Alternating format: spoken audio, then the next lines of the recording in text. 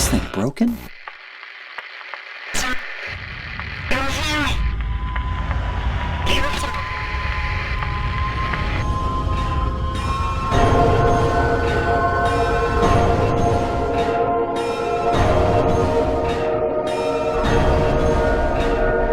Since roaring into living rooms in 1999, the Silent Hill series by Konami has redefined time and again the genre of survival horror.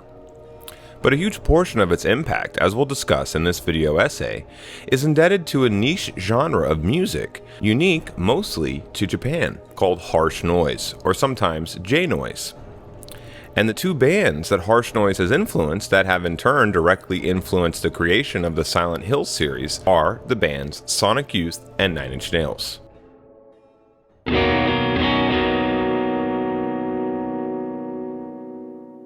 Silent Hill as a series is recognized by its layers of often atonal, cacophonous noise. Broadly, we could call this as a genre a form of industrial music, and while this central industrial artistic conceit has been toned down in Bloober Team's 2024 remake, which we'll discuss a little bit at the end of this video, there's no question that Silent Hill remains the loudest, most industrial-influenced game series on Earth. These games utilize the textures of noise as sound, using noise as a form of music. That's the general idea.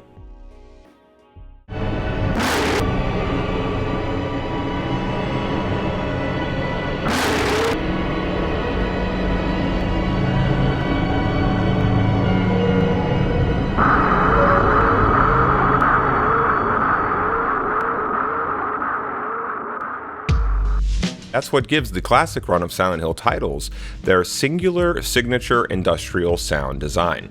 These games simply sound like practically nothing else on Earth, and why? Because Team Silent at Konami have, or rather had, exceptional taste in experimental or so-called avant-garde noise music. Although the primary influence on this point is Japan's pastime of radical music called harsh noise, we'll also talk about those two Western artists, Sonic Youth and Nine Inch Nails. In a way, it all began with the J-noise pioneer, Merzbow. Whereas industrial per se covers a wide range of sounds up to and including a form of dance music, J-noise, or harsh noise generally, tends to be much more free-form and abstract, and confrontational. Yes, more confrontational than industrial. Beginning in 1979, Merzbow, the long-reigning icon of the genre of J-noise, has been tapping into the sensibilities of what would later be called industrial music to innovate something far outside the bounds of convention. Heavily influenced by Japanese fetish culture, harsh noise music like Merzbow, or like we find in the OST to games like Silent Hill 2 or 3, could be described as the sound of sadomasochism. This is pervy, freaky stuff that is all but assured to disturb your neighbors or pets. But there's a purity in the sound, something that fellow innovator to Merzbow, Lou Reed, of the Velvet Underground, famously called in 1975 metal machine music.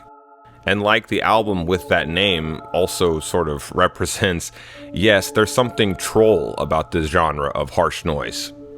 It's often almost the musical equivalent of a so-called shitpost, all nonsense and offensiveness and standoffishness taken to their logical extremes. But in the midst of all its innate sarcasm, destruction, and antisocial sensibilities, noise music is genuinely an art form. Merzbow, Lou Reed, and other early pioneers like Throbbing Gristle may have invented it, but this Japanese-centric offshoot of industrial and progressive rock, which we've been calling J-noise, which ditches all prior ideas of musical instruments and even musicality itself, has maybe never found a more profound or sublime iteration as it has in Silent Hill games. And don't get too hung up about genre names and stuff like that. It doesn't really matter. These are all kind of amorphous general terms that we're using, and that's why you could kind of use them interchangeably. You know, is Silent Hill harsh noise or industrial? Well, it's a little bit of both. And that's sort of the beauty of it, is it's not really generic, you know, but it does involve a number of genres. As a genre of music, harsh noise is abstract, and frankly, it can be a bit one note, in case it wasn't obvious. And that's why I think it's so much better in the context of a video game.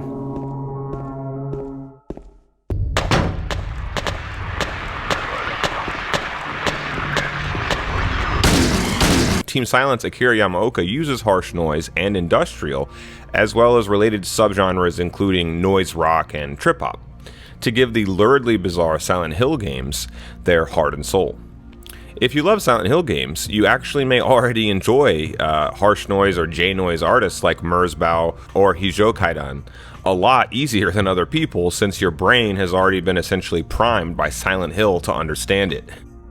Musically, there are two harsh noise adjacent artists that every Silent Hill fan should know about, just like any Hideo Kojima fan should probably hear the music of Joy Division and New Order. In Silent Hill's case, the two harsh noise dabbling artists in question are, again, Sonic Youth and Nine Inch Nails. Silent Hill 1 and 3 both use the names of Sonic Youth band members for teachers in the game, which really says it all.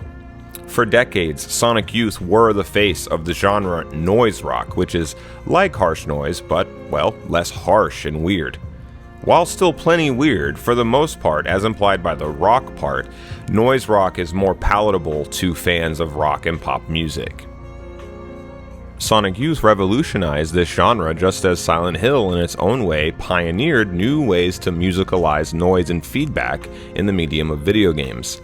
The same goes for the band that Yamaoka calls his favorite and biggest influence, Trent Reznor's band Nine Inch Nails.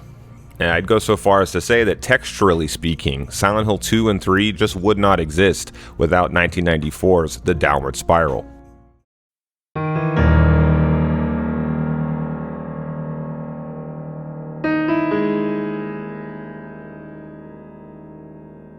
Drawing from these different harsh noise musicians, Yamaoka and Team Silent gave their David Lynch Twin Peaks facade a sound and overall vibe like no other. It's a big part of what makes the games such survival horror masterpieces. You can listen to these games like you would an industrial or harsh noise album, and that, for my money, is always going to be cool. Silent Hill 1 dabbled in harsh noise aesthetic, even if we just consider the game's central conceit of scaring the player as much with sounds as anything visual. Atonality abounds in the original game, but the real harsh noise masterpieces are Silent Hill 2 and 3. In these games, nearly every different room and environment has its own harsh noise composition, and they're all designed to perfectly mesh with game noises like the radio.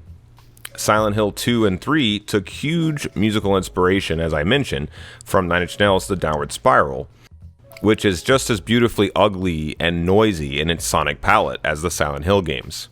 And also importantly to Silent Hill, The Downward Spiral used dynamic sound, so that suddenly everything would sort of become quiet or reverby or atmospheric. Silent Hill 2 and 3 would utilize the same tricks as Nine Inch Nails multiple times throughout the game. Another fun thing about The Downward Spiral is many of its songs utilize samples that are actually taken from Hollywood movies like Alien. So it gives the entire album a very otherworldly sort of feeling to it. And Silent Hill would take that and run with it. If you add all these harsh noise related influences together, the J-noise movement, Sonic Youth, and Nine Inch Nails, you have all the makings for understanding why Silent Hill may remain the most recognizable and iconic sounding video game series of all time, as well as arguably the pinnacle of the noise as music concept, whether in a video game or otherwise. For accessibility reasons, much of Silent Hill 2's sonic brutality has been adjusted in the recent Bloober Team remake. Keep in mind that when these games first came out, they were 5 to 7 hours long. So a harsh noise sound design was justified. 20 hours of this though? Surely that's a bad idea for anyone. Remember that during Silent Hill's day also, headphones were far less common than just playing the game audio through the TV. So in some respects, it's just a different world, and I think Bloober Team were probably wise to accommodate for it. But Silent Hill will always be the horror game series that represents the harsh noise genre of music finer in video games than it maybe ever could be in music. That's one of the reasons why we'll continue to play these games and be terrified by them for years to come. Until next time, boss. Now that you're gone, my supply